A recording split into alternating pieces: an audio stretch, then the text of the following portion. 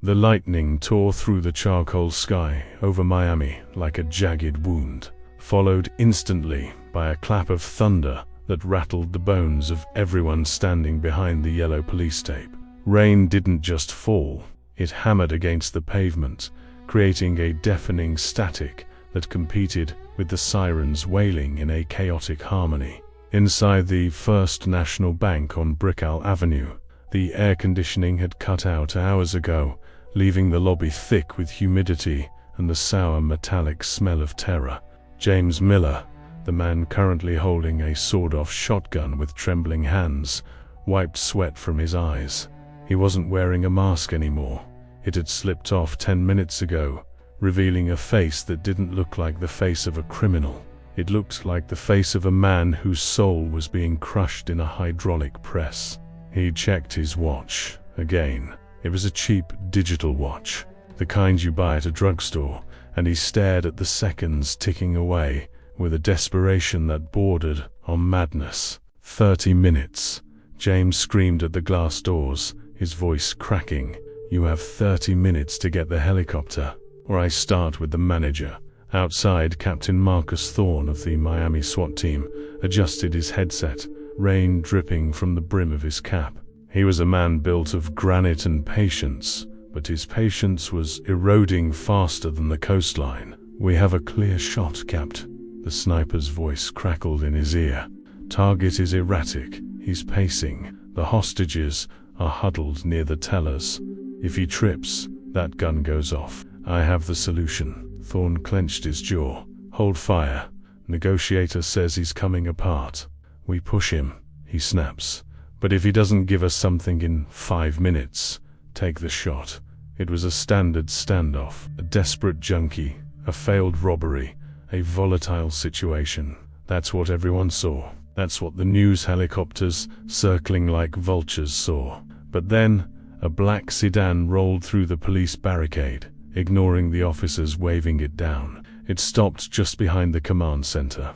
The door opened, and Dr. Arthur Vance stepped out. He didn't run, despite the torrential downpour. He moved with a fluid, deliberate calm that seemed to repel the chaos around him. He wore a charcoal trench coat that was already soaking wet, but he didn't seem to notice. Arthur Vance wasn't a cop. He wasn't a soldier. He was something far more dangerous to people who had secrets. He was a man who could look at a stranger and know their childhood trauma, their bank balance, and the lie they told their spouse that morning, just by the way they tied their shoes. Who called the circus? Thorne barked, turning round. This is a tactical situation, Vance. Not a psychology lecture. The mayor called me, Arthur said, his voice low, cutting through the noise of the storm. He didn't look at Thorne. He was already lifting a pair of high-powered thermal binoculars to his eyes, focusing on the glass front of the bank. And judging by the tension in your neck and the dilated capillaries in your nose, Captain, you're about 2 minutes away from ordering a kill shot on a man who has never held a gun in his life before today. He's holding 10 people hostage with a shotgun, Doctor. That makes him a gunman, does it? Arthur adjusted the focus. The world turned into shades of green and black. He zoomed in on James Miller. What Arthur saw wasn't a criminal. He saw a biological tragedy unfolding in real time. He watched James check the watch again. 10:42 a.m. James's eyes darted to the ceiling camera in the corner of the lobby, then back to the hostages. He wasn't looking at the hostages with dominance. He was looking at them with apology. Look at his shoulders, Captain, Arthur said, handing the binoculars to Thorne, though he knew the captain wouldn't see what he saw. They are slumped forward. The trapezius muscles are completely collapsed. That is the posture of submission, of a man carrying a weight he cannot bear. An aggressor, a man who wants power, who wants money. He puffs up. He expands his chest to look larger. This man is trying to make himself disappear. He's asking for $1 million and a chopper. That's not submission. That's extortion, is it? Arthur took the binoculars back. He focused on James's right hand. The finger. The trigger finger. Zoom in on the trigger guard, Captain. His index finger isn't on the trigger. It's extended straight along the barrel. That is trigger discipline. But look closer. He's tapping the metal. 1, 2, 3. 1, 2, 3. It's a rhythmic, self-soothing mechanism. He is terrified of the weapon he is holding. Arthur lowered the binoculars and looked at the bank with his naked eyes. The rain plastered his hair to his forehead, but his gaze was burning. A man who robs a bank for greed looks at the vault. A man who robs a bank for drugs looks at the exits. James Miller hasn't looked at the vault or the door once. He keeps looking at the security camera and his watch. He's performing, Captain. And he is a terrible actor. We don't have time for this, Thorne snapped. He just shouted a deadline. If he starts shooting, ... double quotes, he won't shoot the hostages, Arthur interrupted. But he might force you to shoot him. Suicide by cop. Maybe. But there's something else. The grief. Grief? When he yelled just now, Arthur explained, his mind racing through the micro-expressions he had catalogued in milliseconds. His eyebrows didn't lower in anger. The inner corners went up. That is the specific muscular activation of profound grief and helplessness. He isn't angry at the police. He is mourning someone who isn't dead yet. It was in moments like this that the fragility of human life became undeniable. We often look at people and see only their actions, never their drivers. We judge the shout, but ignore the whisper of pain behind it. And if you've ever felt misunderstood, if you've ever screamed for help, but everyone thought you were attacking, you know exactly what James Miller is feeling right now inside that bank. It's a loneliness that freezes the blood. By the way, if you are enjoying this story and want to support content that explores the deeper truths of human nature, please take a second to subscribe to the channel and like this video. It helps us bring more of these mysteries to light. Now, back to the storm. Arthur turned to the captain. Give me the megaphone and tell your sniper to stand down. If you shoot him, you kill the only chance we have of saving the real victim. Real victim? Thorne hesitated. The logic was twisted, but Vance had a reputation for seeing the invisible. You have 3 minutes, Vance. Then we breach. Arthur took the megaphone. He didn't hide behind the armored car. He stepped out into the open street, the rain instantly soaking his shirt. The red laser dot from the sniper's rifle danced on James's chest inside the bank.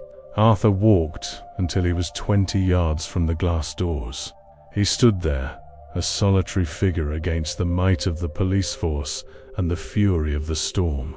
Inside, James saw the man in the coat. He raised the shotgun, his hands shaking so violently the barrel rattled against the glass. Stay back, I'll kill them. I swear to God, I'll kill them all. Arthur didn't raise his hands in surrender. He didn't shout. He lifted the megaphone and spoke with a voice that was calm, authoritative, and terrifyingly intimate. James, Arthur said, you checked your watch 4 times in the last 60 seconds. You aren't checking to see when the helicopter arrives. You are checking to see how much time she has left. James froze. The color drained from his face, leaving him ghostly pale. The shotgun lowered an inch. The camera, Arthur continued, gesturing vaguely to the ceiling of the bank. You keep looking at the security camera. Someone is watching you, aren't they? Someone told you to come here. Someone told you exactly what to say. James began to weep. It wasn't a cry. It was a collapse. His knees buckled slightly. He looked at the camera, then back at Arthur, his eyes wide with a terror that transcended self-preservation. Done single and quotes. T ... double quotes, James mouthed, the word lost to the glass, but Arthur read the lips perfectly. They'll hear you. Arthur lowered the megaphone slightly, speaking now to the man's soul. They have your child, James. I can see it in the way you're protecting your left side, the side closest to your heart. You're a father, and you're doing this because they said it was the only way to keep her alive. The reaction was visceral. James dropped the shotgun. It clattered to the marble floor, a deafening sound in the silent bank. He fell to his knees, hands covering his face, his body racked with sobs. The hostages, confused and terrified, pulled back. "Captain," Arthur shouted over his shoulder, not taking his eyes off James. "Do not breach. He is secure. Get a team to the back entrance. Quiet. We need to secure the feed." Arthur walked to the door. He pushed it open. The air inside was stagnant. He walked up to James, who was curled on the floor, a broken man. Arthur knelt beside him. He didn't offer comfort. He offered a lifeline. "What is her name?" Arthur whispered. "Emily," James choked out, looking at his watch. They said I have until 11 a.m. If I don't walk out with the money, the live stream ends. They're going to kill her, live on the internet." Arthur looked at his own watch. 10:48 a.m., 12 minutes. "Where is the feed coming from?" Arthur asked, his eyes scanning James's face for the truth. "My phone." James pulled a cracked smartphone from his pocket. The screen showed a grainy image of a small girl, no older than 7, tied to a chair in a dark room. A masked figure stood behind her, holding a timer. "They're watching me right now through the bank cameras. They hacked the system. If they see the police arrest me, she dies." Arthur stood up. He looked directly at the security camera in the corner of the lobby. He knew the predators were on the other side of that lens. They thought they were playing a game with a desperate father. They didn't know they had just invited a wolf into the fold. "Stand up, James," Arthur commanded. "Pick up the gun." "What?" James looked at him, horrified. "Pick up the gun," Arthur said, his voice hard as steel. "If you stop playing the villain, your daughter dies. You need to be the bad guy for 10 more minutes. Can you do that to save Emily?" James nodded, wiping his nose with his sleeve. He grabbed the shotgun, his knuckles white. "Good," Arthur said. "Now scream at me. Hit me. Make it look real. Because we're going to put on a show that they will never forget." Arthur turned to the glass doors, where Captain Thorne was watching with binoculars, confused. Arthur made a subtle hand signal, a signal they had agreed upon years ago in a different life. "Play along." James grabbed Arthur by the collar of his trench coat and shoved him against the teller counter. "I said get back," James screamed, the desperation fueling his performance. "That's it," Arthur whispered, his face pressed against the cold marble. "Now demand the money again." Louder. As James screamed for the money, Arthur's mind was working at a velocity that would burn out a normal brain. He was analyzing the video feed on James's phone, which lay on the floor. The lighting in the room where the girl was held, it was industrial. Sodium vapor lights, yellow tint. The shadows were long. There was a faint vibration in the water bottle, sitting on the table next to the girl. Rhythmic vibration. A train? No. Too frequent. Heavy machinery? No. Arthur focused on the audio from the phone. Beneath the static, beneath the girl's whimpering, there was a sound. A low, mournful horn. A ship. Port of Miami, Arthur whispered to himself. Sodium lights. Warehouse district. The vibration. The gantry cranes moving containers. He looked at James. "James, listen to me carefully. I know where she is, but we have to buy time. You are going to walk out those doors with me as your hostage. We are going to the helicopter, but the money... There is no money," Arthur said. "But they don't know that. We are going to give them exactly what they want, a spectacle. And while they are watching us, my team is going to introduce them to a very different kind of surprise." Arthur grabbed his earpiece, tapping into the police frequency. "Thorne, do not shoot. I am coming out as a hostage. The suspect is cooperating. The girl is at the Port of Miami, Warehouse District B. Look for a structure with sodium lighting near the active crane tracks. You have 9 minutes." Thorne's voice came back, tense but affirmative. "Copy that. Units rolling. Don't get yourself killed, Vance." "No promises," Arthur muttered. He stood up, allowing James to grab him in a headlock. They moved toward the doors. The rain was falling harder now, a curtain of water that blurred the world. As they stepped out into the storm, the wind whipped Arthur's coat. He could feel James's heart hammering against his back. "Steady," Arthur whispered. "Look at the camera above the door. Let them see your rage. Let them see your victory." James roared at the police, dragging Arthur down the steps. It was a perfect performance of a man on the edge. But Arthur wasn't looking at the police. He was looking at the shadows between the buildings, scanning for the spotters that gangs like this always used. And then he saw it, a glimmer of a lens in a parked van down the street. "Not news, not police." "James," Arthur said, his voice barely audible over the thunder. "When we get to the bottom of the stairs, I'm going to trip. You need to run for the van at 3 o'clock. The blue van." "Why?" "Because that's where the signal is coming from. That's the relay. The man in that van is the one controlling the feed." "How do you know?" "Because," Arthur said, watching the van's windshield wipers move slightly out of sync with the rain, "he's the only person on this street who hasn't looked at the bank once. He's looking at a screen." They reached the bottom step. The clock ticked to 10:54 a.m. 6 minutes left. "Now," Arthur shouted. He threw his weight backward, knocking James's off balance but not to the ground. It looked like a struggle. James, fueled by the adrenaline of a father saving his child, sprinted toward the blue van. The police surged forward, but Thorne held them back.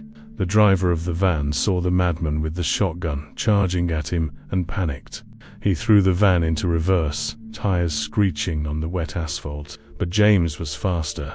He wasn't running like a criminal. He was running like a man chasing the only thing that mattered in the universe. He reached the van, smashing the butt of the shotgun through the driver's side window.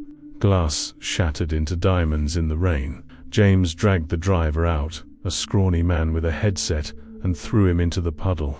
Arthur was there a second later, his boot on the driver's chest. He leaned down, grabbing the headset. "Hello?" Arthur said into the microphone, his voice ice cold. "I suggest you look out the window of your warehouse. The weather is about to get very heavy."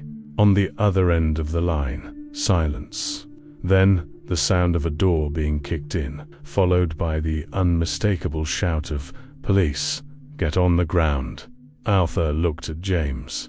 The father was standing over the van driver, chest heaving, rain mixing with the tears on his face. He looked at his phone. The feed showed SWAT officers swarming the room. A female officer was cutting the ropes on the little girl's wrists. She looked up at the camera, confused, scared, but alive. James dropped the shotgun. He didn't cheer, he didn't run. He just collapsed onto the wet asphalt, curling into a ball, sobbing the name Emily over and over again. Arthur stood over him, holding an umbrella that an officer had brought over. He shielded the father from the rain. It was a tableau of redemption amidst the chaos. But as the paramedics rushed in to check on James, Arthur felt a prickle on the back of his neck. He turned slowly, looking back at the bank. The hostages were running out.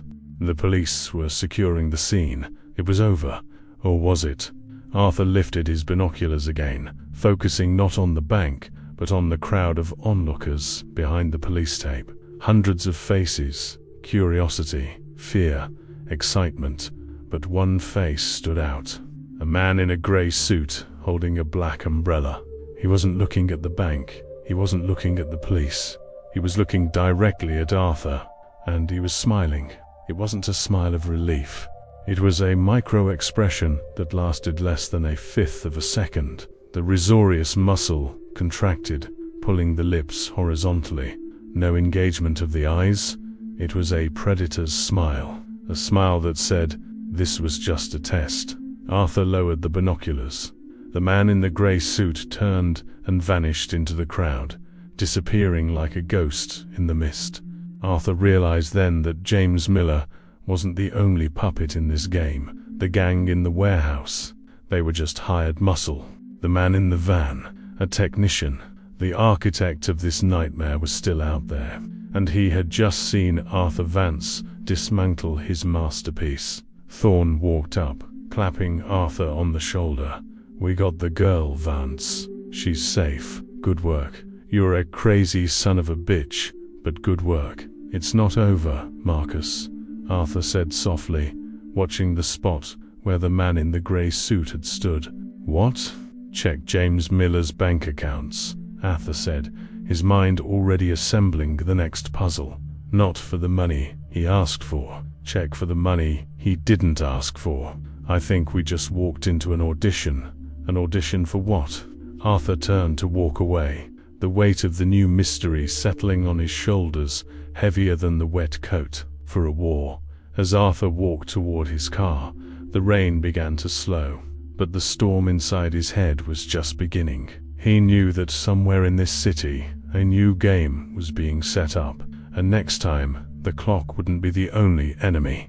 The precinct hummed with the frantic energy of a hive that had just been kicked. Phones rang with jarring shrillness, officers barked orders into radios, and the smell of stale coffee mixed with the damp, metallic scent of rain-soaked uniforms.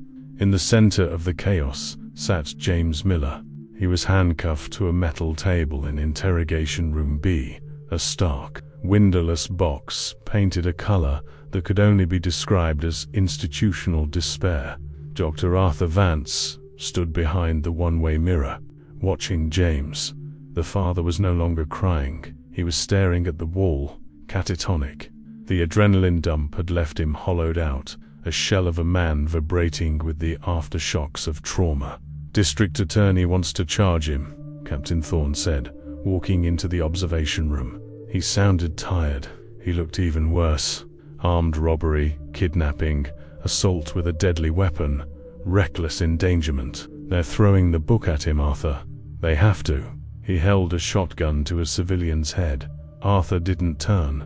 He watched James's reflection in the glass. He didn't hold a shotgun to a civilian. He held a shield against a monster. "If you charge him, you're finishing the job the kidnappers started. The law is binary, Vance. You did the act or you didn't. Intent is for the jury. The law is a blunt instrument," Arthur countered, turning to face the captain. "And if you use it on him, you'll break him. Look at him, Marcus. Really look at him." Arthur pointed at the glass. His hands are clenched, not in anger, but in retention. He's holding on to the last sensation he had, the feeling of the shotgun. Why? Because it was the only thing that gave him agency. Now that it's gone, he feels naked, vulnerable.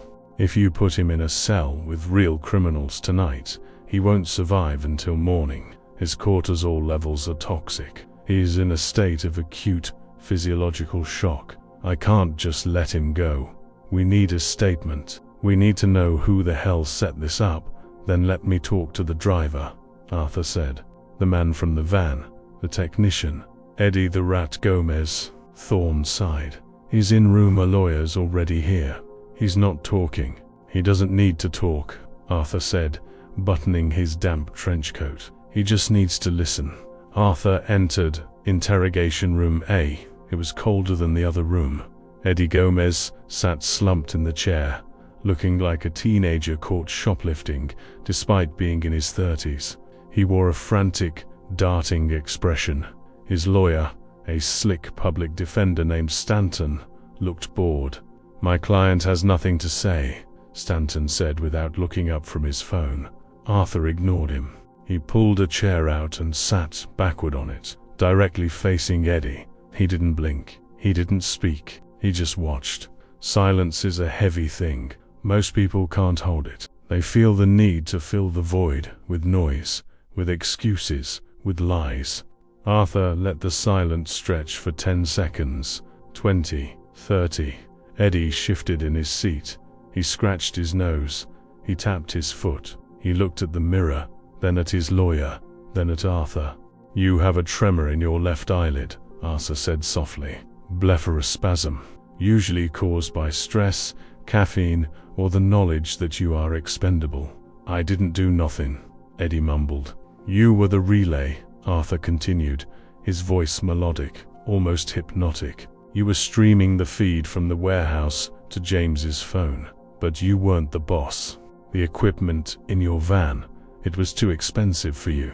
High-gain antennas, military-grade encryption. You can't afford that, Eddie. You steal Wi-Fi from coffee shops. Objection, Stanton said lazily. Is this a psych evaluation or an interrogation? It's a eulogy, Arthur said, keeping his eyes locked on Ellie, because whoever hired you, Ellie, they didn't expect you to get caught. They expected you to drive away. But you didn't. You got stuck. And now you're a loose end. Eddie's breathing hitched. The carotid artery in his neck began to pulse visibly. I saw the man in the grey suit, Arthur lied. He hadn't seen Eddie with the man, but he needed a reaction. He was watching the bank. When you got arrested, he made a phone call. Do you know what happens to loose ends in this kind of operation? They get cut. Eddie swallowed hard. I don't know a guy in a suit. It was all online. Dark web. A job board. Looking for a signal relay specialist. High pay. No questions. They paid in crypto. Crypto leaves a trail if you know where to look, Arthur said. But you didn't just take the job for money. You liked the tech. You wanted to see if you could do it. The challenge. That's why you stayed so close to the bank. You wanted to watch the bandwidth. Arthur leaned in closer, invading Eddie's personal space. But here is the thing, Eddie. The police found the girl. The warehouse was raided. Your employers lost their leverage. Do you think they are going to pay for your lawyer? Do you think they are going to protect you in prison? Eddie looked at Stanton, panic rising in his chest. You said I'd get bail. Not for kidnapping a child, Arthur said, but I can help you. I can get you protective custody. I can get you a deal, but you have to give me something. Not a name. I know you don't have a name. Give me the IP address. Give me the server you were bouncing the signal through. Eddie hesitated. He looked at his hands. He was weighing the abstract threat of a digital employer against the very real presence of the man in front of him, who seemed to be reading his mind. The server, ... double quotes, Eddie whispered. It wasn't a server. It was a direct link, peer-to-peer. But there was a message attached to the packet headers. A message? Yeah. Embedded in the code. I saw it when I was setting up the stream. I thought it was just junk data, but it kept repeating. What did it say? Eddie looked up, his eyes wide with a confusion that matched his fear. It said, "Check the king." Arthur froze. Check the king. A chess term, a warning, or a taunt. Thank you, Eddie, Arthur said, standing up abruptly. He walked out of the room, leaving Eddie and his lawyer in a cloud of confusion. Thorne was waiting in the hallway. Check the king. What does that mean? It means we are playing a game, Arthur said, pacing the corridor. And we are losing. Who is the king in this city, Marcus? The mayor? The governor? Or ... Arthur stopped. He looked at the war clock. 12:15 p.m. James Miller, Arthur said. James, King James. It's a biblical reference? No, too cliché. It's a chess. The king is the most important piece, but also the most vulnerable. If the king falls, the game is over. James is the king? Thorne asked, skeptical. No, Arthur realized, his eyes narrowing. James is the pawn. We are the knights and bishops trying to save him. The king ... is the system, the justice system. Arthur grabbed Thorne's arm. Where is the district attorney right now? To Sterling. He's at the courthouse. He has a press conference at 1 p.m. to announce the charges against Miller. He wants to make an example out of him. Zero tolerance for terrorism. That's his slogan. He's going to announce the charges. Arthur checked his watch. We have 45 minutes. If Sterling goes on TV and brands James a terrorist, his life is over. Even if we clear him later, the stigma sticks. The public trial happens now. That's the plan. The plan? The man in grey didn't just want money, Arthur explained, walking fast toward the exit. He wanted to destroy a man publicly. He wanted to show that the system creates monsters. If the DA charges a grieving father as a terrorist, the public will riot. It creates chaos, divisiveness. It proves that the law is blind to humanity. So what do? We stopped the press conference, Arthur said, and we find the proof that James was set up before Sterling opens his mouth. They sped toward the courthouse in Thorne's unmarked cruiser, sirens wailing, cutting through the rain-slicked streets of Miami. Arthur sat in the passenger seat, laptop open, tethered to his phone. He was doing something illegal, hacking into James Miller's financial records, using the credentials James had mumbled in his delirium. "I'm in," Arthur muttered. "Bank of America. Checking account. Savings account. ... Wait, what?" Thorne swerved around a delivery truck. "There's a deposit," Arthur said, his fingers flying across the keyboard. "Made yesterday. $100,000. Source: Offshore Holdings, LLC. And then, an outgoing transfer, this morning, to a gun shop in Hialeah." "He bought the gun?" "No," Arthur said. "The transfer is time-stamped for 8 a.m. James was already at work. Someone used his identity to buy the gun and paper the trail. They are framing him as a premeditated actor. They want it to look like he planned this for money, not for his daughter." "That's thorough," Thorne grunted. "It's perfect," Arthur corrected. "Too perfect. It's a narrative constructed for the prosecution. Look at the metadata on the transfer. The IP address. It traces back to ... Arthur stopped typing. He stared at the screen. "Where does it trace to, Arthur?" "It traces back to the courthouse," Arthur said, his voice chilling. "The internal Wi-Fi network of the Miami-Dade County Courthouse." Thorne slammed on the brakes, the car skidding to a halt just blocks from the massive limestone building. "Inside job, or someone hacked the courthouse to plant the evidence from the inside," Arthur said. "Someone who has access. Someone who can walk in and out without being questioned." "The man in gray," Thorne whispered. They abandoned the car and ran toward the courthouse steps. The rain had stopped, but the air was thick with humidity. News vans were already set up. Reporters were checking their microphones. The press conference was minutes away.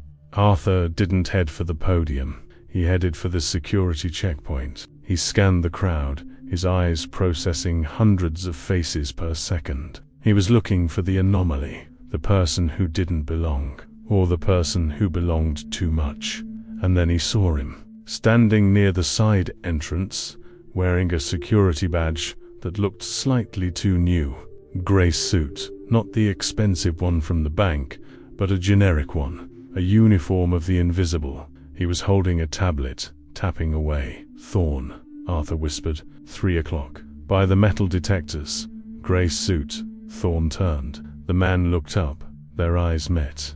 It was the same smile, the risorious contraction, the predator's acknowledgement. The man didn't run.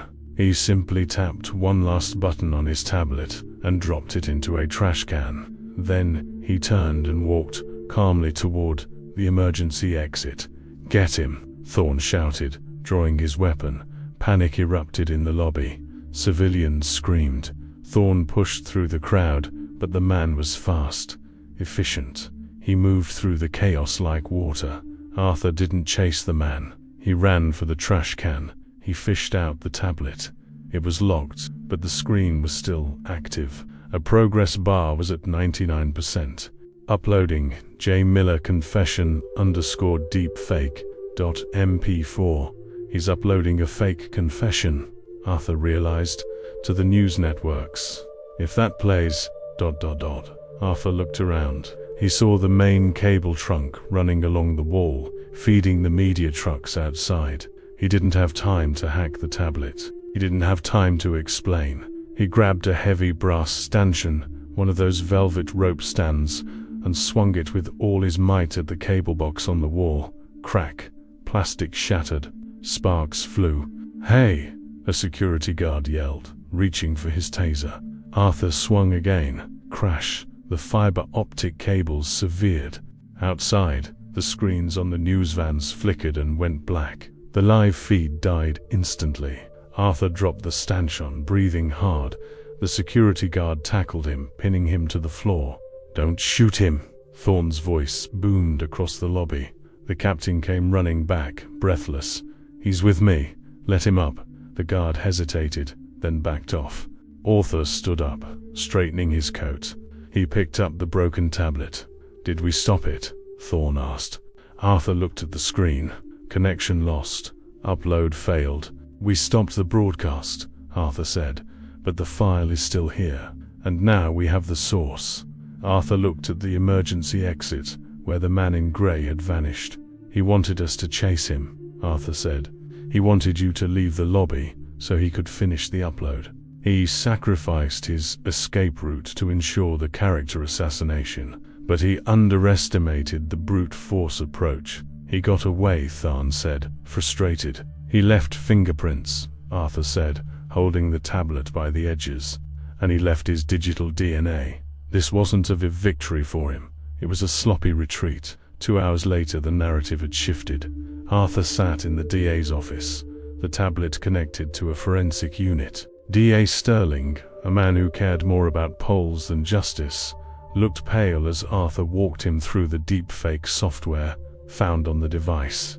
"It's a synthetic voice overlay," Arthur explained, pointing to the waveforms on the screen. "This video shows James Miller confessing to a gambling debt and a plan to rob the bank. But look at the throat muscles in the video. They don't match the phonemes. It's a puppet show. If you had released this, and it was proven fake later, your career would be over, Mr. Sterling." Sterling wiped sweat from his forehead. I didn't know. The evidence seemed solid. Evidence is only as solid as the integrity of the person presenting it, Arthur said coldly. "Drop the charges. All of them." James Miller was under duress. He is a victim of a cyber-terrorist attack. Frame it that way. You become the hero who saved a father from a high-tech frame-up. The public will love it. Sterling blinked. He saw the spin. He liked it. "I can do that. But what about the gun? The hostage-taking? Temporary insanity induced by extreme coercion?" Arthur provided the legal loophole. "He's not a criminal, Sterling. He's a father who passed a test no human should ever have to take." The rain had finally stopped by late afternoon. The sun was trying to break through the heavy clouds over Miami, casting a bruised purple light over the city. James Miller walked out of the precinct's back door. He looked smaller than he had in the bank. His clothes were wrinkled, his eyes red-rimmed. He held a plastic bag with his personal effects, his wallet, his keys, his cheap watch. He stopped at the bottom of the stairs, looking around, lost. Then, a car door opened across the lot. A social worker stepped out, holding the hand of a little girl. "Emily." James's voice was a raw, broken sound. The girl looked up. She had a bandage on her wrist, where the ropes had been, but she was smiling. "Daddy." James didn't run this time. He stumbled. He fell to his knees on the wet pavement, opening his arms. Emily sprinted the distance, colliding with him, burying her face in his neck. James wrapped his arms around her, burying his face in her hair, rocking back and forth. He was making a sound that was half laugh, half sob. It was the sound of a heart being stitched back together. Arthur watched from the roof of the precinct, leaning against the parapet. He held a cigarette he didn't intend to light. He just liked the smell of the tobacco. It reminded him of his grandfather. "You did good, Vance," Thorne said, joining him. "Da dropped everything. James is going into witness protection until we find the grey ghost." "We won't find him," Arthur said, looking at the horizon. "Not today. He's already gone. He's probably in another city, setting up another board." "Why do you say that?"